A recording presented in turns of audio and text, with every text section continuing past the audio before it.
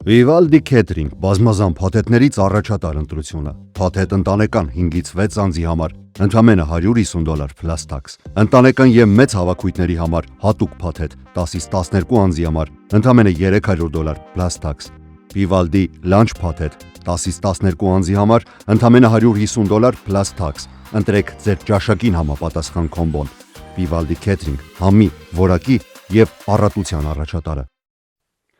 Armezia YouTube-յան ալիքում ամենագլխավոր լուրերն են, ես Արություն Մինասյանն եմ, բարև ձեզ, կանխավ շնորհակալություն բոլորին, մշտապես մեզ աջակցելու համար։ Եթե առաջին անգամ եք դիտում, ապա բաժանորդագրվեք ալիքին։ Իդեպ որոշել ենք օրական ունենալ 2 թողարկում, վաղը կլինի բացառություն, որովհետև հանգստյան օր է, մնացած շաբաթվա աշխատանքային բոլոր օրերին կունենանք երկուական թողարկում։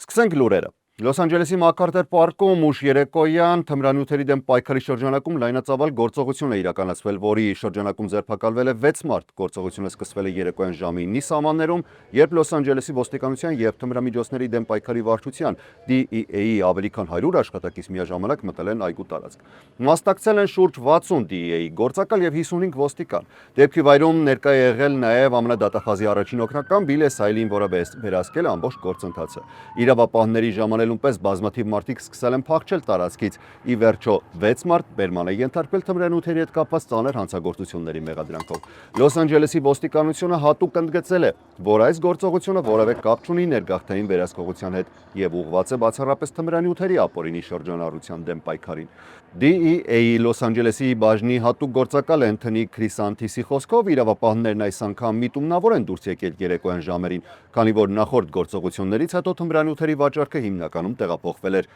գիշերային ժամեր։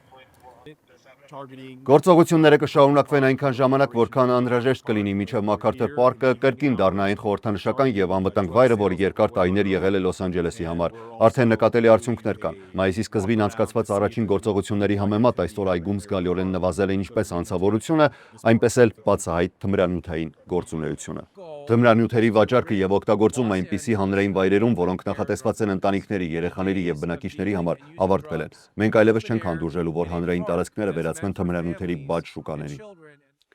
Լոս Անջելեսի կենտրոնին հարակից Բոյլ Հեսթ թաղամասում 3 խոշոր հրդեհ բռնկվել հսկայական պահեստային համալիրում։ Հրդեհի պատճառով պաշտոնյաները շրջակա բնակիչներին հրահանգել էին ժամանակավորապես մնալ տներում առողջության համար վտանգավոր օդի պատճառով։ Բնակիչներին կոչ էր արվել փակել բոլոր պատուհաններն ու դռները, անջատել օդափոխության համակարգերը և ընտանի կենդանիներին տեղափոխել տան ներքին հատվածներ։ Առաջին փուլում հաջողվել է մարել տանիքի վրա բռնկված հրդեհը, որից հետո հրշեջները սկսել են մուտք գործել շենք։ Այրվող շենքը պատկանում է սառեցված և ջերմաստիճանային վերահսկող ապրանքների տեղափոխմամբ զբաղվող ընկերությանը և հանդիսանում է խոշոր սառնարանային պահեստ։ Պաշտոնյաները բնակիչներին խորհուրդ են տալիս հետևել պաշտոնական հաղորդագրություններին և մինչև նոր ցուցումներ ստանալը խուսափել օջախի մոտ տարածքներից, քանի որ օդի որակի հետ կապված վտանգները դեռ ամբողջությամբ չեն բացառվել։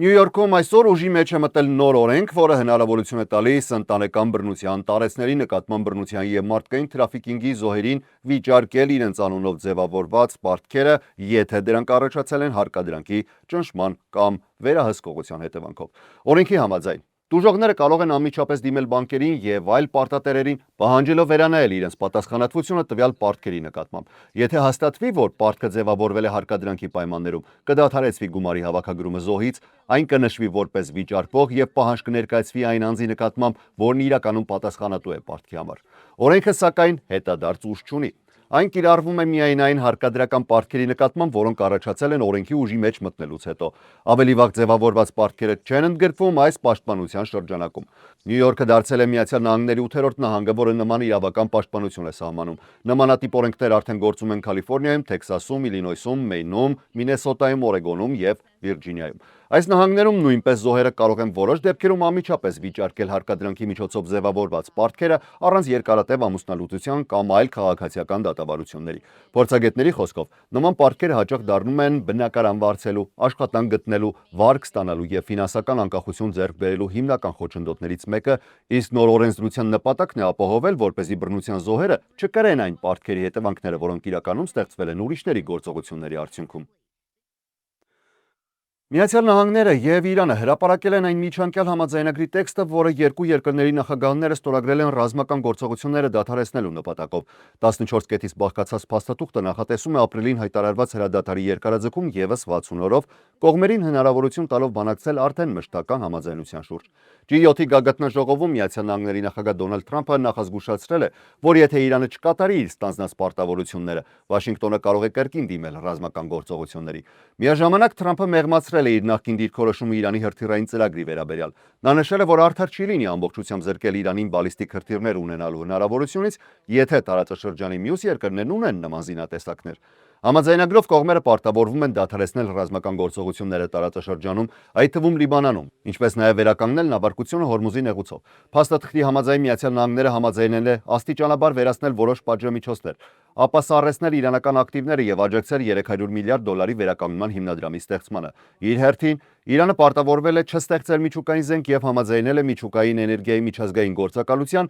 ՄԱԳԱՏԷ-ի վերահսկողության ներքո նվազեցնել իր հարստացված ուրանի պաշարները։ G7-ի երկրների առաջնորդները ողջունել են համաձայնությունը եւ կոչ արել հասնել նաեւ լիարժեք հրադադարի Լիբանանում։ Միևնույն ժամանակ բանակցություններին չմասնակցած Իսրայելը հայտարարել է, որ պահպանում է անհրաժեշտության դեպքում ռազմական գործողությունների դիմելու իրավունքը։ Թրամփը նաև դիմել է Իսրայելի վարչապետ Բենյամին Նեթանյահուին, կոչ անելով ավելի զուսպ լինել Լիբանանում։ Բիբի Նեթանյահուն լավ մարդ է, բայց երբեմն մի փոքր շատ է ոգևորվում։ Ես նրան ասում եմ, կարելի ավելի մեղ մոտեցում ցուցաբերել։ Պարտադիր չէ ամեն անգամ շենք քանդել միայն այն պատճառով, որ այնտեղ Հեզբոլայի անդամ է մտել, ասել է ԱՄՆ նախագահը։ Չնայած ձեռք բերված համաձայնությանը Իսրայելի եւ Հեզբոլայի միջև բախումները շարունակվել են։ Հարավային Լիբանանում գրանցվել են օդային հարվածներ եւ անօդաչու թռչող սարքերի կիրառման հարձակումներ։ Միջազգային շուկաների արձագանքը զգուշավոր էր։ Նավթի գները որոշ չափով նվազել են, իսկ ասիական ֆոնդային շուկաները հիմնականում պահպանել են կայունությունը, քանի որ ներդրողները դեռևս զգուշությամբ են գնահատում տարածաշրջանում ստեղծված անորոշ իրավիճակը։ Իսրայելի վարչապետ Բենյամին Նեթանյահուն հայտարարել է, որ Իսրայելը շարունակում է պայքարը տարածաշրջանում իր անվտանգությունն ապահովելու համար։ Հրեական բնակավայրերից մեկում ունեցած ելույթի ժամանակ Նեթանյահուն հայտարարել է, որ Իսրայելի ժողովուրդը վերադարձել է իր պատմական հայրենիք եւ այնտեղ կմնա ընդմիշտ։ Նրա խոսքով Իսրայելը վերջին տարիներին կանգնել է բազմաթիվ անվտանգային մարտահրավերների առաջ, սակայն կարողացել է հասնել կարևոր հաջողությունների, դիմակայելով Իրանի եւ նրա դաշնակիցների կողմից ձևավորված չարիքին։ Նա նշել է, որ Գազայի հատվածում իսրայելական ուժերը վերահսկում են տարածքի ավելի քան 60%-ը, իսկ Լիբանանում հաջողվել է կանխել Հեզբոլայի կողմից ցամաքային ներխուժման սպառնալիքը եւ զգալիորեն թուլացնել խմբավորման հրթիռային ներուժը։ Միաժամանակ Նեթանյահուն ընդգծել է, որ թե Գազայում, թե Լիբանանում դեռևս աշխատանք կա անելու։ Նա նաև բարձր է գնահատել Միացյալ Նահանգների աջակցությունը, նշելով, որ ամերիկացիները կռվել են Իսրայելի կողքին եւ Իսրայելը մեծապես գնահատում է այդ համագործակցությունը։ Այսօր Սպիտակ տանը կայացել է ԱՄՆ փոխնախագահ Ջեյ Դի Վենսի ասուլիսը։ Նա նշել է, որ պաշտոնական Վաշինգտոնը մշտական կապի մեջ է Իսրայելի ղեկավարության հետ, սակայն ընդունել է, որ որոշ իսրայելցի պաշտոնյաներ հրապարակայնորեն քննադատում են ձեռք բերված պայմանավորվածությունները։ Նրա խոսքով Միացյալ Նահանգները շարունակում է աջակցել Իսրայելի անվտանգությանը, բայց միաժամանակ ակնկալում է, որ բոլոր կողմերը հնարավորություն կտան խաղաղ գործընթացին առաջ շարժվել։ Վենսը պնդել է, որ Իրանը որևէ տնտեսական օգուտ չի ստանա, եթե ամբողջությամբ չկատարի իր պարտավորությունները։ Փոխնախագահի ներկայացմամբ վերջին օրերին Հորմուզի նեղուցով անցել է ավելի քան 12 միլիոն բարել նավթ, իսկ նավթի եւ բենզինի գները սկսել են նվազել։ Համաձայնագրում անդրադարձ կա նաեւ Լիբանանին եւ Հեզբոլային։ Վենսն ակնկալում է, որ տարածաշրջանում կդադարեցվեն ռազմական գործողությունները, իսկ Իրանը կդադարեցնի զինված խմբավորումներին աջակցությունը։ Փոխնախագահի խոսքով այս համաձայնագիրը հիմնված չէ վստահության վրա։ Նա ընդգծել է, որ Վաշինգտոնը պատրաստ է անհրաժեշտության դեպքում կիրառել ինչպես տնտեսական, այնպես էլ քաղաքական ու ռազմական բոլոր լծակները։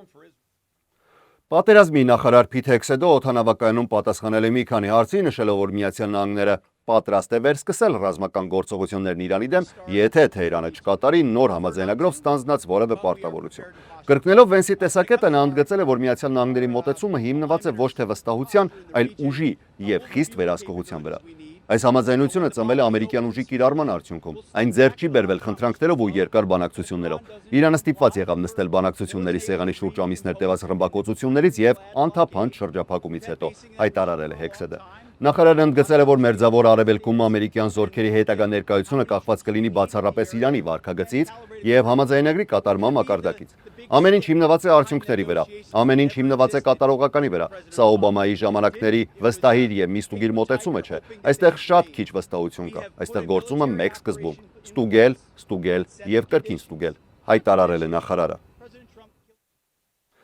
Մինչ կշարունակենք լուրերը, մի քանի խոսք մեր գործընկերների մասին, որոնց շնորհիվ Արմեդիան զարգանում է։ Հատուկ շնորհակալություն ենք ցանկանում հայտնել մեր գլխավոր գործընկեր Vivaldi Catering-ին։ Եթե ձեր հաջորդ միջոցառման կազմակերպումը վստահեք հենց Vivaldi Catering-ին, ապա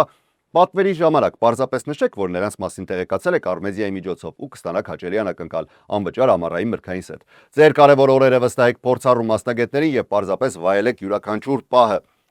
Մեր մյուս գործընկեր Inter United ֆուտբոլային ակադեմիան շարունակում է ընդունելությունը 4-ից 10 տարեկան երեխաների համար։ Ամառային արձակուրդները լավագույն հնարավորությունն են, որպեսզի երեխաները զարգացնեն իրենց ֆուտբոլային հմտությունները, ձեռք բերեն կարգապահություն, թիմային ոգի եւ հաղթողի մտածելակերպ։ Միացեք մի ակադեմիայի, որն արդեն բազմաթիվ երիտասարդների համար դարձել է հաջողության մեկնարկային հարթակ։ Եվ իհարկե մեր խորին շնորհակալություն ենք հայտնում մեր վստահելի գործընկերներին Cosmo Palace ռեստորանին, Կոզանյան Meat and Liquor, Կոզանյան Family Market-ներին եւ Gerry's Moms Bakery-ին։ Շնորհակալ ենք ձեր վստահության, աջակցության եւ այս ճանապարհը մեզ հետ միասին շարունակելու համար։ Ձեր գործընկերությունը մեզ համար իսկապես անգնահատելի է։